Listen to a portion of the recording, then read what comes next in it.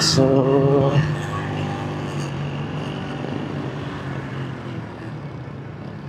yung makasingit dito sa gilid-gilid.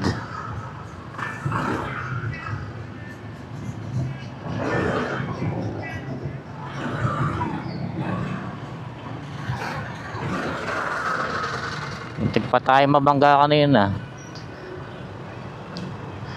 Mag-go na lang, sisingit pa yung isa. Ang traffic nasa Angeles. Hey, di huminto.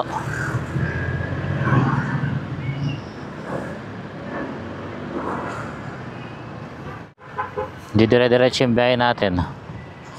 Rush hour na kasi.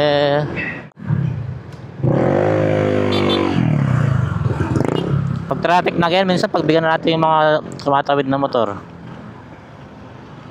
Same lang naman eh. Sa traffic pa rin naman tayo.